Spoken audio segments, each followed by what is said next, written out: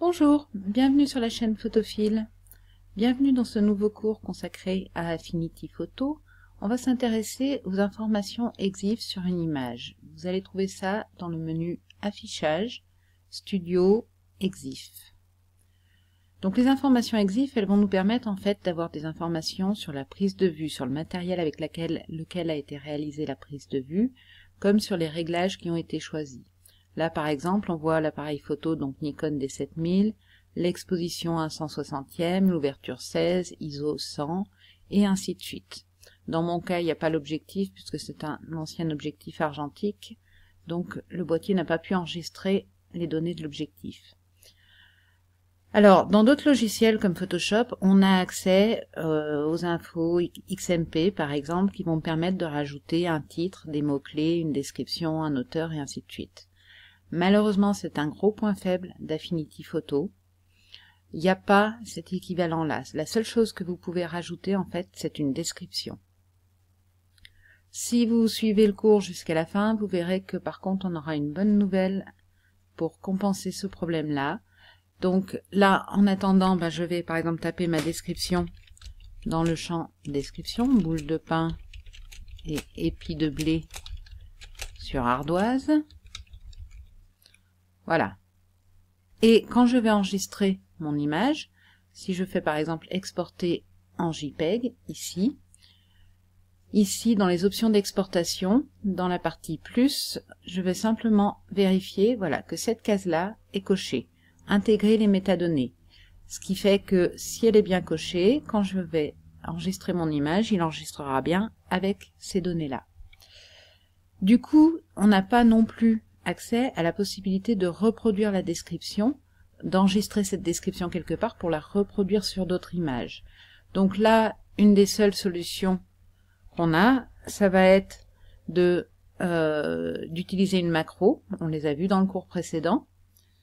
C'est-à-dire qu'au lieu de faire ma manœuvre directement comme ça, j'affiche d'abord la petite palette des macros, rappelez-vous, je lance l'enregistrement, je tape ma description dans les EXIF, donc là il est en train d'enregistrer ce que je fais, boule de pain et épi de blé sur ardoise, voilà, je stoppe ma macro, donc elle s'est affichée là.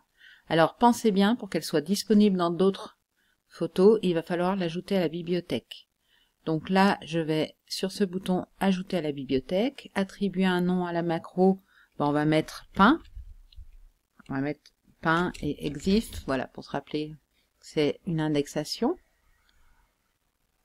Donc là, je l'ajoute à ma bibliothèque. Si ça, c'est pas clair, je vous laisse vous reporter au cours précédent. Les deux cours précédents, on a vu, en fait, les macros. Je vais aller ensuite ouvrir une deuxième image ici, voilà. Donc sur cette image, vous voyez, les EXIF sont vides, forcément. Et ici, je vais appliquer ma macro simplement en cliquant dessus. Voilà, ça rajoute la description. Donc malheureusement dans Affinity Photo, on n'a pas tellement de possibilités au niveau des informations des métadonnées. C'est ce qu'on appelle les métadonnées sur une image.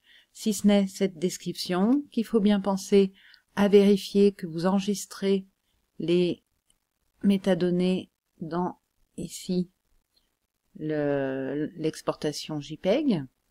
Et la possibilité d'utiliser les macros, évidemment, pour reproduire une description qui reviendrait sur plusieurs images. La possibilité aussi, évidemment, d'utiliser le traitement par l'eau qu'on a vu également pour appliquer votre macro, voilà, qu'on retrouve ici. On pourrait très bien l'appliquer à un ensemble d'images. Alors, si vous avez besoin d'une indexation plus poussée, comme si vous avez besoin, c'est revenu souvent dans les commentaires, d'un logiciel en fait de catalogage. La bonne nouvelle dont je vous parlais tout à l'heure, c'est que Adobe Bridge est devenu gratuit. Donc on le verra dans un tuto, par exemple dans la boîte à outils du photographe. Mais vous pouvez désormais télécharger gratuitement Adobe Bridge, et Adobe Bridge va vous permettre d'avoir toutes les options nécessaires à une indexation plus poussée de vos images. Donc je vous retrouve très bientôt pour un tutoriel sur ce sujet et puis pour la suite de ce cours. À très bientôt sur la chaîne de Photophile.